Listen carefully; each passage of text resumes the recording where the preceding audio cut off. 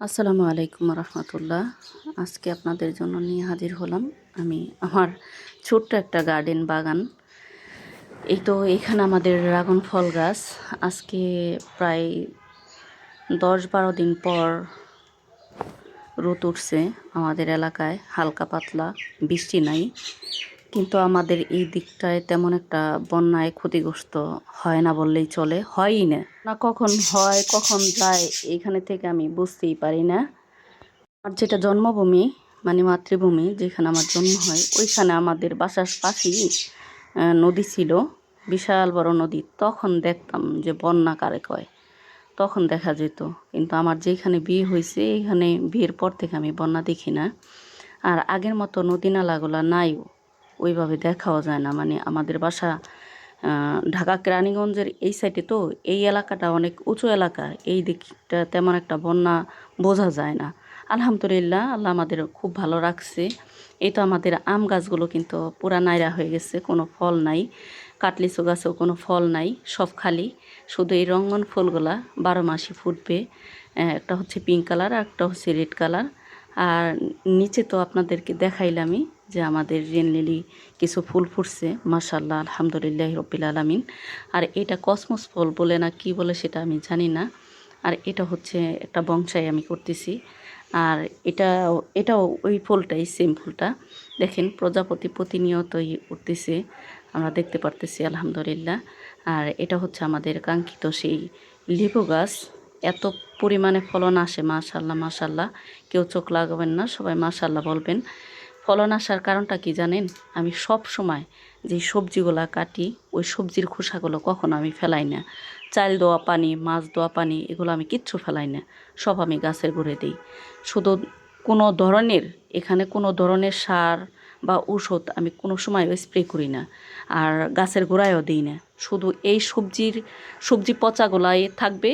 আমি একদম টাটকা ফ্রেশ সবজি কেটে যেই সবজির খোসাগুলো বের হয় ওগুলাই দিয়ে দিই, ধীরে ধীরে পচে ওখান থেকেই সার হয়। ওরা এত পরিমাণে ফলন দেয়, মানে এমনি সারের চেয়ে, মানে কেমিক্যাল সারের চেয়ে এমনি যেই জৈব সারটা, এই যে খোসা পচা যে সারটা, এটা যে কী পরিমাণে গাছের জন্য ভালো, আমার ভিডিওটা দেখলে আপনারা বুঝতে পারবেন। যে সব সময় আপনারা দেখেন কিন্তু যে আমার গার্ডেন ভিডিওর মধ্যে এই খোসাগুলা দেখাই যাবে। মানে ফল খাইলে ফলের খোসা, তারপরে সবজির খোসা, এগুলো সব সময় গাছের গোড়ে দেওয়া থাকে। কারণ একটার পর একটা পচে পচে আর এগুলা সার হয়, গাছের গ্রোথ ভালো হয়, ফল ফুল ভালো দেয়। এইটাই হচ্ছে রহস্য, আর কিছু না।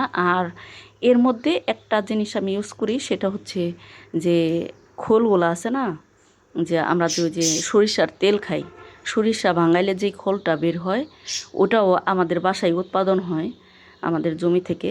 ওই খোলটা আমি গাছের গুঁড়ে মাসে একবার বা 2-3 মাস পর একবার আমি গাছের গুঁড়ে, মানে খোলটা কিছুটা ভিজায় রেখে 3 দিন পর্যন্ত ভিজায় রেখে ওই পচা খোলের পানিটা আমি গাছের গুঁড়ে দিই।